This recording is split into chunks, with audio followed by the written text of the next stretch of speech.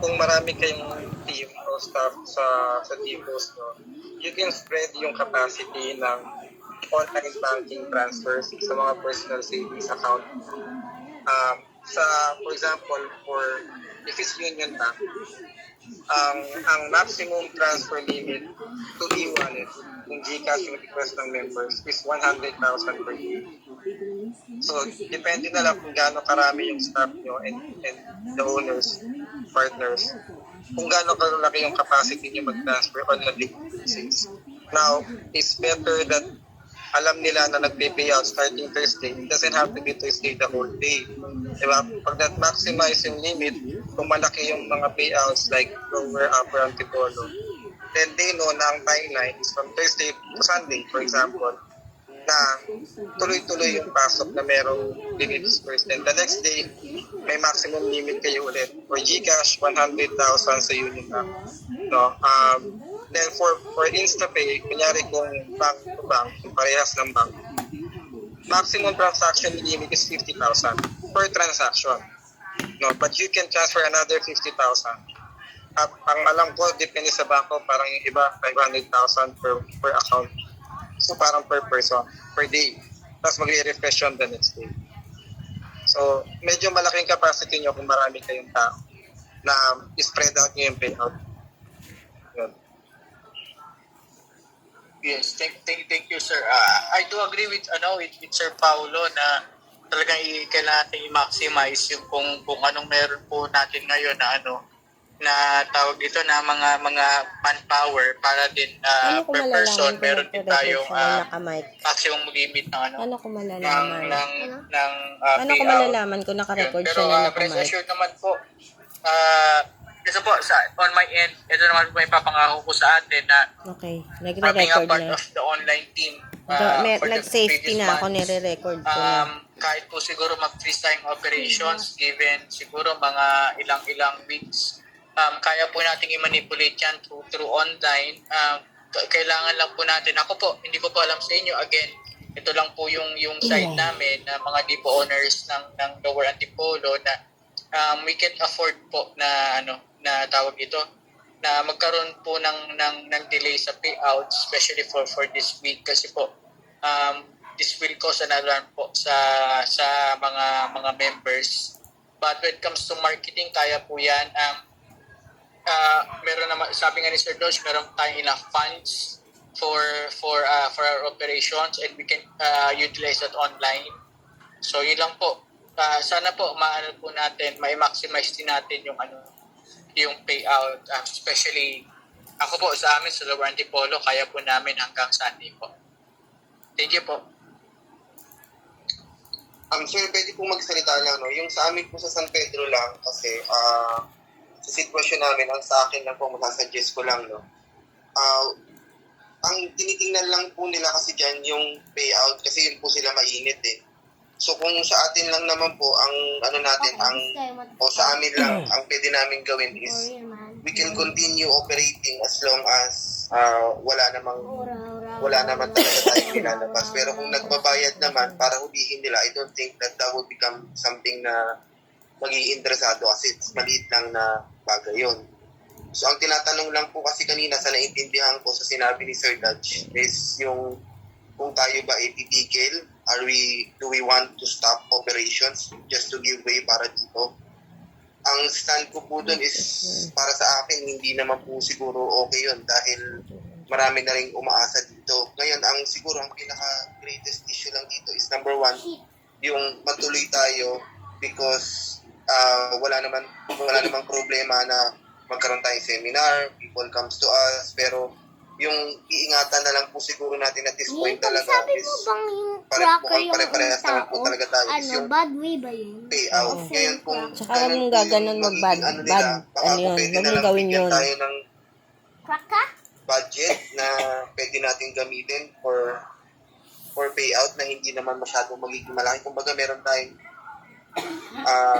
fund na pwede natin gamitin kung sakali man. And kung kakapusin, that's the time na siguro pwede tayong humingi ng tulong sa kanila. No? Pero kasi if we continue with the pay-in process like we do, like we have nag-sustain naman to at ito yung ginagamit namin ngayon na pang payout din.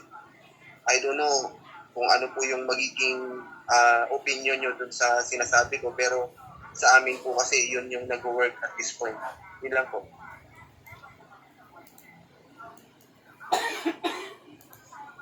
Sa akin nga po, totoo lang, I was thinking, since ako po, meron naman din akong medyo knowledge about transportation of money.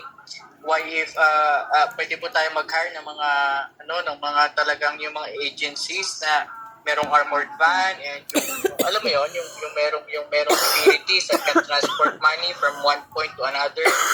And then pwede po kasing ganun eh. Pero again, ayoko pong pangunahan po yung yung decision ng management kasi I do respect a lot yung proseso po nila. And yung isa pa po sinabi ni Sir Dodge, well, we can afford also that yung security when it comes to uniform personnel. Siguro naman po, I think siguro kung meron pong mga naka-army doon or mga naka-police na mga naka-station sa mga depots is they will think twice if they will raid or if they will if they have something bad intentions doon po sa depots, di ba? I don't know with your opinions po, ito lang po yung opinion ko sa hindi lang po sa akin to, prior po kasi natin po mag-meet, nag-usap na rin po kami nila Risa, nila Sir Joey, and then Jenny. Ito lang po yung sa amin po, sa Lower Antipolo po. Hi sir, good evening po. Sa Caloocan po, Jermaine. Na-experience po namin isa ng tao kanina. Pinag-usapan namin kasi alas 3 o'clock na bago nagbigay ng memo si Ma'am Candy na cancel yung payout kanina. Eh, ginawa namin sa mga members namin, pinag-usapan na namin na bigyan kami hanggang Saturday. Pwede namin through GCash or bank deposit. Marami naman kaming staff, pati mga kamag-anak ko, kung pwede naman namin gawin yun. Kaso talaga, kanina parang ang meeting ni Sir Dodds, parang yung payout natin ng last 2 weeks, parang wala eh. Kaya yun ang magiging problem natin sa mga members natin. Kung paano natin malalagyan ng ang pondo yung mga payout namin. Kasi ang payout namin hindi naman masyadong hindi naman masyadong malaki, kaya naman namin through bank eh. Ma-transfer lang kami ng through bank, kami na bahala mag-distribute sa members eh. Kaso parang yung kay Sir Dodds, parang malabo yung pinaayos nila yung mga ganong system na last 2 weeks na hindi na nabigay na payout. Ngayon nila ibibigay lahat. Parang yun ang nawala kanina sa meeting natin with Sir Dodds. Pero agree naman kami sa Caloocan, kahit online purchase. At saka payout na lang din siguro, online na lang din or through bank, pupunta na lang mga staffs namin. Ganun lang sir, ang maging makarating sunset meetings para hindi na tayo ma-alarma sa mga government agencies. Kasi syempre, pag hindi natin nabigay yung last payout natin ng 2 weeks, iba na iba na eh. Yes sir. Yes sir. Kaya nga sana ni Sir Dodds na magawa niya ng paraan hanggang bukas kasi may bangko naman hanggang bukas. Kahit Saturday, Sunday siguro, willing naman din kami mag-pick up kahit sa Saturday kung di maabot ng Friday. Kahit sa Saturday, pick upin namin, tapos by Sunday, kahit na kami, mag-open kami ng Sunday. And then by Monday, yung mga hindi na nakuha payout, pwede namin lang transfer na lang sa ibang member namin. Kasi ito nilagay namin sa mga sa payout form namin, Yung mga bank account details sila or GCash. Kasi wala kaming masabi sa members natin kanina, paano namin papaliwanag eh. Pero naman siguro may fund naman yung company. Kailangan lang namin talaga i-present natin yung last 2 weeks payout para mawala yun daw.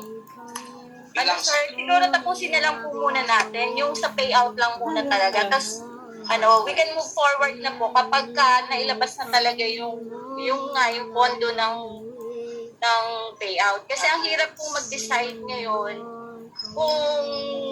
kung paano na po yung magiging operations natin kung wala naman po talaga malinaw na guidelines about sa payout. Siguro doon na lang po muna siguro tayo lahat mag-concentrate. Ayun lang po. Kahit na last 2 weeks muna. Ayun nga, yun nga. Sige sir, siguro natin, i-message natin sa sa chat box kasi ganun din yung sa amin din po kasi ganun eh. Ang hirap talaga, lalo sa amin po ang assessment namin sa Lower Antipolo, well, kung hindi po talaga makapag-payout this week, it will be very, hindi mo very chaotic, no? Pero magulo na po talaga. And ayaw lang po, hindi po natin pwedeng kaaway yung tao kasi, di ba, ang kaaway po natin yun eh.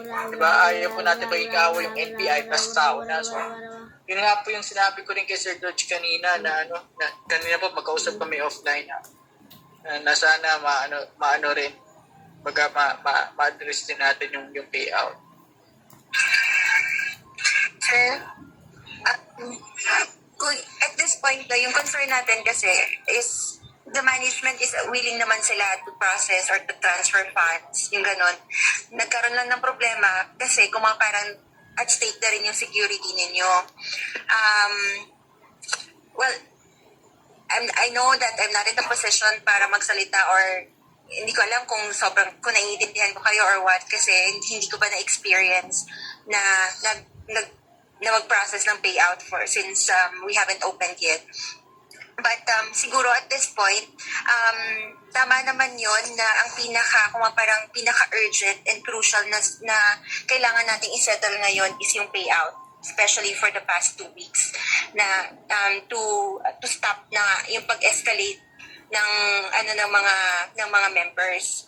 So at this point, we have this kind of issue ngayon kasi nga ang security ng mga depots ang nagkakaroon ang in question. So kaya ang sinasabi, parang ang ini-imply nila ngayon is kung parang hindi safe na magbukas pa rin ng depot. So kasi katulad yan, even with the may mga armed guards siguro, mas magiging mainit pa nga siguro yan sa mata. Kung I think